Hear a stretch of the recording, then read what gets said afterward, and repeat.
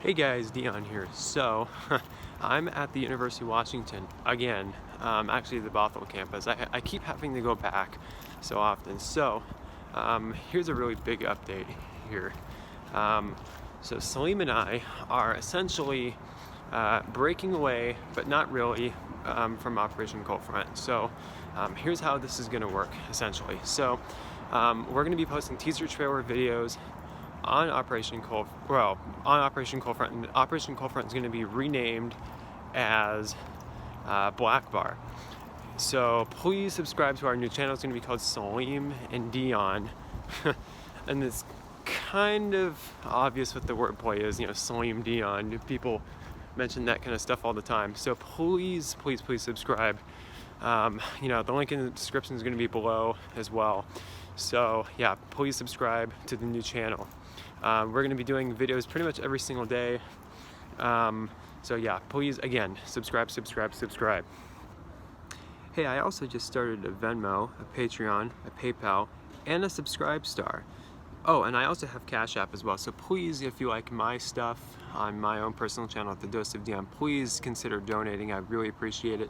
I'm having a really hard time keeping up with full-time type of jobs. I mean, you know, I don't have a full-time job, but I'm working full-time at my other businesses, which I'm hardly getting paid for, and you know, my current job right now. So it's kind of tough. So, you know, please consider donating. You know, anything is a lot to you, or anything is a lot to me, right? So, you know, and I really appreciate the fans, and I just want to, you know, reach out for them for that kind of stuff, because I do want to do this kind of stuff full time. So, with that, let's continue. A day of reckoning for a wealthy, well-connected, alleged child predator. Jeffrey Epstein today pleading not guilty after federal prosecutors in New York revealed many disturbing details of how the politically connected multimillionaire allegedly operated a sex trafficking ring and sexually abused dozens of underage girls, among the evidence presented in court today. So Jeffrey Epstein, or is it Epstein?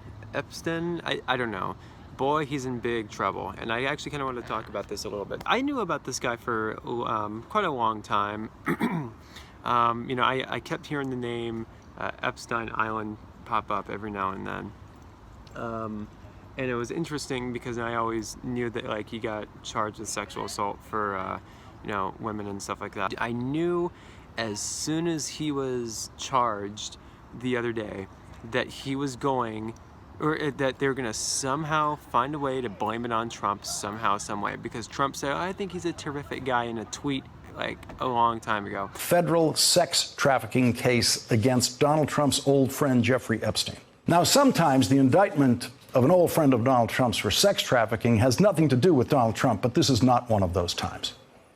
Because the Florida federal prosecutor, who made a very forgiving deal with Jeffrey Epstein on similar charges that allowed Epstein to avoid prison, is now Donald Trump's Secretary of Labor. Now, named Jeffrey Epstein, who has ties to both the president and notably his labor secretary, Alex Acosta. Donald Trump knew about Jeffrey Epstein and what Donald Trump called the younger side. Terrific guy. That's what Jeffrey Epstein was to Donald Trump. Terrific guy. And to this day, Donald Trump has not said a negative word about Jeffrey Epstein. Donald Trump has attacked the leaders of countries that are our strongest allies. Donald Trump has attacked Congressman Justin Amash this weekend for leaving the Republican Party. Donald Trump has attacked Elizabeth Warren, Joe Biden, Chuck Schumer. He's attacked me. Donald Trump has attacked hundreds and hundreds and hundreds and thousands of people, but he has never once said a single negative word about Jeffrey Epstein, not one word. He's had ties to several powerful figures, as you can see here, and once counted Donald Trump among his friends. Well, the Trump problem is there's possibly other shoes to drop about his relationship with Jeffrey Epstein. He routinely spoke fawningly of Jeffrey. He admired Epstein's lifestyle, very jazzed to show me the different women, young women who were part of the pageant. And I suspect that that's something that's tied him to Jeffrey Epstein. So, from what I've looked at so far, as soon as Trump found out that Epstein was some sleazebag, he kicked him out of his Mar-a-Lago club, or resort, or whatever the hell it's called.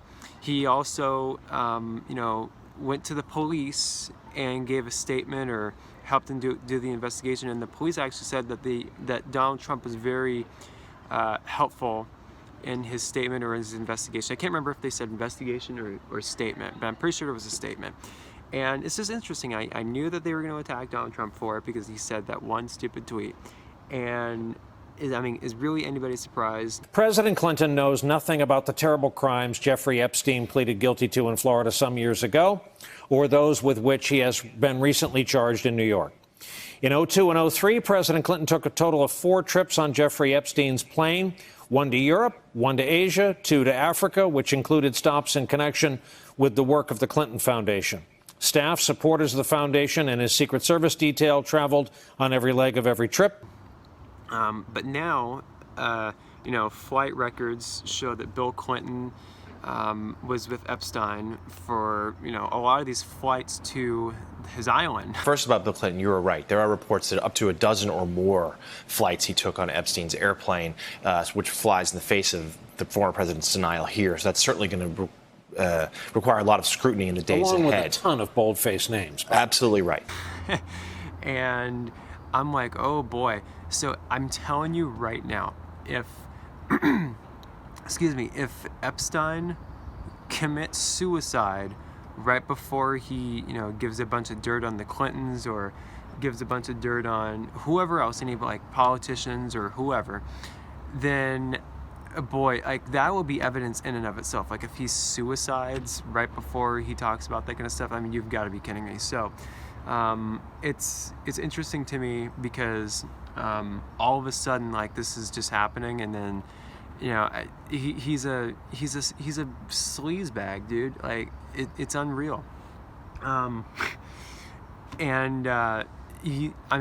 They better not give this guy a slap on the wrist either, because that's going to really tick me off. There is actual evidence in this particular case of him actually, doing the sleazy, disgusting things he actually did, right?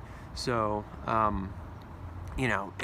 I really hope this guy gets the full extent of it. I hope he gets the rest of his life in jail, and no matter how much dirt he comes up with against, Bill Clinton or Hillary Clinton or whoever, And he also is supposedly to have said, and this is what's interesting to me, the most interesting part, is he said that he helped found the Clinton Foundation. And I'm thinking, well, that's kind of random. I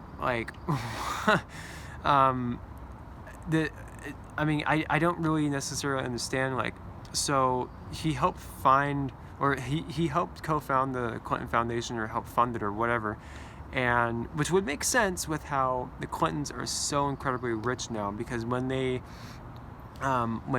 before the Clinton Foundation was founded, it was, I think Bill and Hillary Clinton's net worth was like less than a couple $1 million. I'm thinking, okay, that's kind of weird. I think this is before Bill Clinton was actually elected as president, and their net worth was like maybe a couple $1 million, something that makes sense. But now their net worth is like what, $300 or $500 million, and off of a salary of a couple $100,000 a year. Like, you've got to be kidding me. Like, yeah, I always support people, entrepreneurs and wealth and stuff like that, but based upon a salary of $174,000 or even $300,000 a year, it just does not make sense. Now, campaign donations is a different thing, but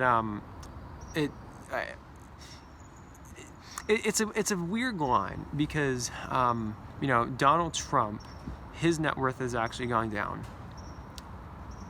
Obama, Clinton, and a lot of other politicians' net worth has skyrocketed up, which I think is really kind of weird, because if anything, you'd think that their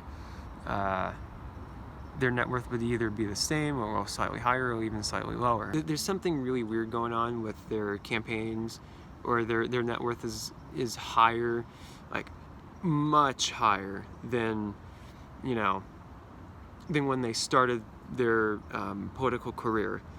But at the same time, when someone's net worth is going down, that means they're clearly hated by a lot of people. or that they have their own money, like such as Donald Trump or even some other wealthy business owners that have been politicians. So I think it's interesting to note that these people are so rich, and they're basically bought and paid for by these rich billionaires like Jeffrey Epstein and even Hillary Clinton at some points, because she gets paid like $300,000 for a speaking event. Like that's ridiculous. Like I would not pay someone that much to speak for a couple hours, like and not even have a crowd of like what, 300 or 400. It's just ridiculous. So I'm really curious to see what happens with Jeffrey Epstein here in the next couple weeks and the next couple months. I really think that this will be the beginning of a lot of information that will be uncovered about the Clintons, because if it's true that he did help found the Clinton Foundation, then that means he has a lot more information on the Clintons, and then possibly a whole bunch of other people that have been to his private island, and the kid screwers. It's just totally disgusting, right? And I really hope he gets life in jail, and not just a slap on the wrist again. Not just a slap on the wrist again. So, anyways, this is a Dose of Dion. Please also, just remember, subscribe, hit that bell notification if you like to hear me talk about certain stuff. These are mostly rant videos. I just typically talk off the top of my head, and about news and stuff like that. And then also, again, I also have a Patreon, a Venmo, a PayPal, a Cash App, and a Subscribe Star.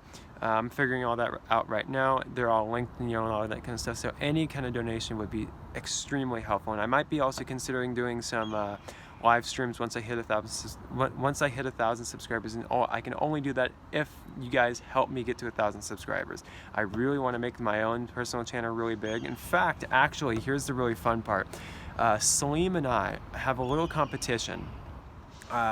Who will have the most subscribers on our personal channels? So his channel is the Muslim Republican, my channel is the Dose of Dion. Who can have the most subscribers by the end of the year? And we haven't come up with it yet, but we might be doing like some kind of a loser challenge. But it's an incentive, we both will work hard to get the most amount of subscribers, the most amount of views, and the most amount of fans. So, it's a win-win for both of us, except for obviously the loser challenge, which, if I lose, I'm telling you, like, he's probably gonna pick the worst loser challenge in the world. So anyways, I'll talk to you guys soon. Later.